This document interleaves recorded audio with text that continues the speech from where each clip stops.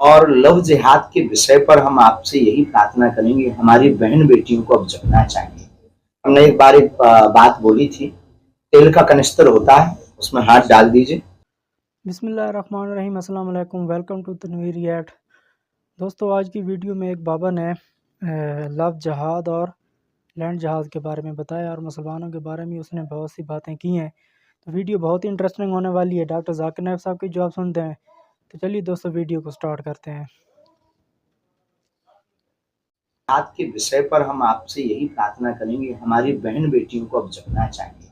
हमने एक बार एक बात बोली थी, तेल का कनिस्तर होता है, उसमें हाथ डाल दीजिए, फिर तिल के बोरा में हाथ डालिए। जितने तिल आपके हाथ में छप जाएं, इतनी बार भी कोई दूसरे मजहब या पंथ का व्यक्ति सौगंध खाए, तब भी एक तिल बराबर भरोसा नहीं। बाबा जी, लव जिहाद के बाद लैंड जिहाद का भी मुद्दा बहुत लैंड जिहाद का वो मुद्दा भी आगे आ रहा है। पहले इसे हमें समझाओ, हम इससे जमीन कब्जा करना, जमीन कब्जा करना, उसमें मदरसा बना देना, मजार बना देना दुर्भाग्य है। ये हमारे आपके देखते हुए हो रहा है, ये दुर्भाग्य। हिंदू राष्ट्र के बाद जब हिंदू राष्ट्र की घोषणा होगी, तो ये जो जातिवाद की बार बार रोटियां, जो बार बार बैकवर्ड और फॉरवर्ड के नाम पर भिड़ाया जाता है और पॉलिटिक्स की जाती है, हिंदू राष्ट्र के बाद ये सब समान हो जाए। हिंदू राष्ट्र के बाद में ये जो बार बार पंथ और मजहब की लड़ाई छिड़ जाती है, ये नहीं होगी। आप अपने जिनको मानते हो आप मानिए। बाबा जी, जी सुरक्षित तो रहेंगे इससे अपने आप से। बाबा जी, जिस तरह से जो इस्लामिक देश है, वहाँ पर दूसरे धर्म के लोगों को सरकारी नौकरियां या सरकारी सुविधाएं नहीं मिलती। जब हिंदू राष्ट्र हो जाएगा तो क्या यहाँ हमारे में तो मिलेगी। हमारे में तो मानवता के पुजारी हैं, हम किसी पंथ या मजहब के विरोधी नहीं है। हमारे में तो मुसलमान, आपको हम क्या बताएं, 500 से 600 परिवार मुसलमान हमारे डिवोटी हैं, हमसे जुड़े हैं, अब वो हमको मानते भी हैं। और कल ही कथा में एक यहाँ के जो सच्चे मुसलमान है, वो कल कथा में आशीर्वाद लेकर। Kalantri, I am a businessman. मेरे काफ़ी मुस्लिम फ्रेंड्स थे, वो अक्सर कहते थे मुझे कि इस्लाम में ब्याज से धंधा, मतलब पैसा लेके धंधा करना गलत है। मुझे अक्सर विचार आता था कि ये कैसे डेवलपमेंट होगा, लेकिन आज का प्रेजेंट सिनेरियो पूरे दुनिया का देखते हुए एक मानना पड़ रहा है कि जिसने अपना घर गिरवी रख के कर्ज लिया और प्रॉफिट जिसमें मिलता है उस शेयर बाज़ार में लगाया, उनका घर भी तबाह हो गया। ये जो साइंस आज आपने बताया कि इस्लाम एक साइंस है, जैसे साइंस के ऊपर भी काम करता है, तो ये जो बात उन्होंने आज के 1400 साल पहले अगर कही होगी कि ब्याज लेना गलत है, हराम है, उसके पीछे इसकी क्या फिलॉसफी थी, ये मैं जानना चाहूँगा सर। भाई साहब ने बहुत अच्छा सवाल पूछा कि इस्लाम में उनके बहुत से दोस्त, मुसलमान दोस्त कहते हैं कि ब्याज लेना हराम है। वो ये नहीं जानते थे क्यों हराम है, लेकिन अभी पता चला कि जो दुनिया की हालत है इकोनॉमिक मेल्टडाउन में, वो जानना चाहते हैं क्यों ये हराम है। और कुरान मजीद में कम से कम 8 जगह लिखा है ब्याज के बारे में। तो ब्याज लफ्ज़ है अरबी में रिबा, सूरह निसा में, सूरह इमरान में, और कहा गया है सूरह बकरा में सूरह नंबर 2 आयत नंबर 278 और 279 में कि आप ब्याज से दूर हो, और जो कोई ब्याज से दूर नहीं होगा, अल्लाह और अल्लाह के रसूल उन पर ऐलान जंग करेंगे। ब्याज इतनी बुरी बात है, गुनाह कबीरा है, और गुनाह कबीरा में इमाम अज़हबी ने उसे 11वें नंबर पर रखा। 70 गुनाह कबीरा में 11वें नंबर पर रखा। भाई साहब पूछे क्यों बुरा है? क्योंकि ब्याज से अमीर आदमी और अमीर होता है, गरीब आदमी और गरीब बनता है। अमीर आदमी और अमीर होता है, गरीब आदमी और गरीब बनता है। आमतौर पे आप जब लोन देने जाएंगे तो गरीब आदमी को लोन का मिलता है, और अमीर आदमी बताएगा मेरे पास ये, मेरे पास वो है, तो उसको लोन मिलता है। तो अमीर और अमीर बनता है, गरीब और गरीब बनता है। इसीलिए कुरान में सूरह अल हशर में सूरह नंबर 59 आयत नंबर 7 में अल्लाह ताला फरमाते कि ज़कात दो ताकि दौलत इंसानों के बीच घूमे, सिर्फ अमीरों में नहीं रहे। और ब्याज से क्या होता है? इन इस्लामिक फ़िलॉसफी हम कहते हैं प्रॉफिट एंड लॉस शेयरिंग, मुनाफा और नुकसान को हम बांटेंगे। मुनाफा और नुकसान बांटने से पूरी इकोनॉमी तरक्की करती है। और ब्याज से आप बैंक में ब्याज लेते हैं, मुनाफा या नुकसान 8%, 10%, 12% आपको देना ही देना, नुकसान या मुनाफा। लेकिन आप देखते शेयरिंग, ऑफ द रिस्पॉन्सिबिलिटी। अगर नुकसान हुआ तो हम नुकसान शेयर करेंगे, प्रॉफिट हुआ प्रॉफिट शेयर करेंगे। ब्याज में क्या होता है, मिसाल के तौर पे बैंक में, मैं एक लंबी तकरीर दे चुका हूँ इस पर, अभी वक्त नहीं है, सिर्फ ये बोलूँगा कि ब्याज में क्या होता है। मिसाल के तौर पे बैंक ए के पास सपोज 100 रुपया है, वो बैंक बी को 10 रुपया रख के 90 रुपया देती है बैंक बी को। बैंक बी उसमें से 9 रुपया रखता है, बाकी का 90% देता है बैंक सी को। बैंक सी 10% रखती, 90% देती डी को, डी देता है ई को। तो लोग कहते हैं मार्केट में हजारों रुपये है कितने, 100 रुपया।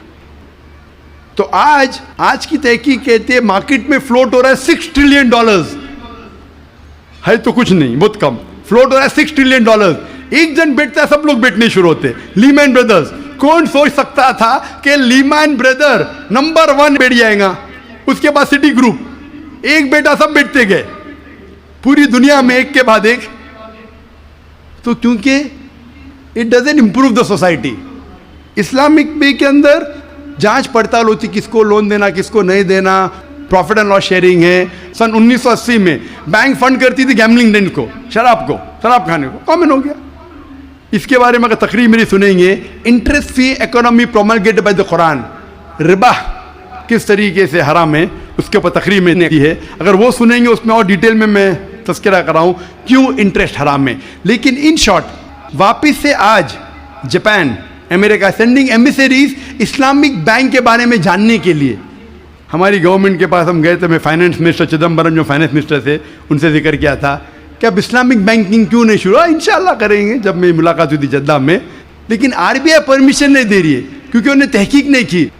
इंग्लैंड दे चुकी है, कई ममालिक दे चुके हैं। इंडिया भी अगर इस्लामिक बैंक को जिसमें प्रॉफिट एंड लॉस शेयरिंग है अगर उसकी इजाजत दी तो इंशाल्लाह इंडियन इकोनॉमी भी बढ़ेंगी इंशाल्लाह। Hope the answer the question. अब हम जिक्र करेंगे एम्ब्रियोलॉजी के बारे में।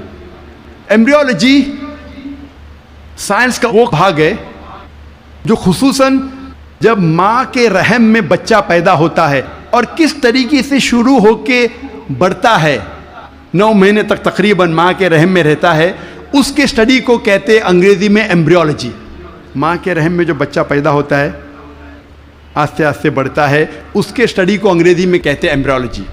कई अरबों ने जितने भी कुरान मजीद की आयतें हैं जो एम्ब्रियोलॉजी के बारे में जिक्र करती है और हदीस है उसको इकट्ठा किया और कुरान मजीद की आयत के ऊपर अमल किया। सूरे नहल सूरा 16 आयत नंबर 43 और सूरे अंबिया सूरा नंबर 21 आयत नंबर 7 में अल्लाह ताला फरमाते फसअलू अहल ज़िक्री इन कुंतुम ला तालमून, अगर आप नहीं जानते तो उसके पास जाइए जो माहिर है, उससे पूछिए जो माहिर है, चाहे वो मुस्लिम या गैर मुस्लिम हो। अगर आप नहीं जानते तो उससे पूछिए कुरान के बारे में जो उस फन का माहिर है। तो कई अरबों ने सारी आयतें और हदीसें जो एम्ब्रियोलॉजी के बारे में जिक्र करते और ले गए तकरीबन 30 साल पहले, 1980 के पहले, इन 1970s, 30-40 साल पहले, और ले गए प्रोफेसर कीथ मूर के पास। वो मुसलमान नहीं था। प्रोफेसर कीथ मूर उस वक्त सारे दुनिया का सबसे बेहतरीन माहिर था एम्ब्रियोलॉजी में। वो डिपार्टमेंट ऑफ एनाटॉमी का हेड था in university of Toronto Canada में। प्रोफेसर कीथ मूर को सारी आयतों और हदीस का तर्जुमा पेश किए और कहा इसके बारे में आपको क्या कहना है।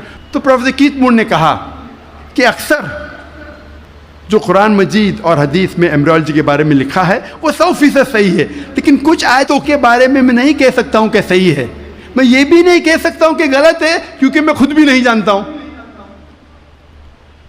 और 2 ऐसे आयत थे, जो पहले 2 आयत जो नाजिल की गए थे, सूरह इकरा सूरह अलक सूरा नंबर 96 आयत नंबर 1 और 2, जहाँ अल्लाह ताला फरमाते इकरा बिस्मि रब्बिकल लज़ी खलक खलकल इंसान मिन अलक, पढ़ो उसके नाम से जो खालिक है जिसने इंसानों को बनाया है अलका से, खून के लोथड़े से, जोंक से, लीच लाइक सब्सटेंस से। प्रोफेसर कीथ मूर ने कहा मैं नहीं जानता हूँ कि एम्ब्रियो जब बच्चा पहले स्टेज में होता है, मरहले में होता है, वो जोंक जैसा लगता है। तो प्रोफेसर कीथ मूर अपने लेबोरेटरी में गए और पावरफुल माइक्रोस्कोप के अंदर देखा और एक जोंक की तस्वीर ली और उसे कंपेयर किया और वो हैरान हो गए यकसानियत पे। और उसके बाद जब उन्हें 80 सवालात पूछे गए एम्ब्रियोलॉजी के बारे में जो कुरान और हदीस में जिक्र आता है। तो प्रोफेसर कीथ मूर ने कहा अगर आप मुझे ये 30 साल पहले पूछते तो 50% से ज़्यादा मैं जवाब नहीं दे सकता था, क्योंकि embryology is a new branch which है developed in the field of medicine. वो नई ब्रांच है मेडिसिन की। और प्रोफेसर कीथ मूर ने कहा कि ये किताब कुरान मजीद कोई इंसान लिख ही नहीं सकता, और मुझे कोई शक नहीं है। दोस्तों ये थी आज की वीडियो। उम्मीद करता हूँ कि वीडियो आपको बहुत पसंद आई होगी। नई वीडियो के लिए मैं दोबारा हाजिर होऊंगा। दुआओं में याद रखिएगा। अल्लाह हाफ़िज़।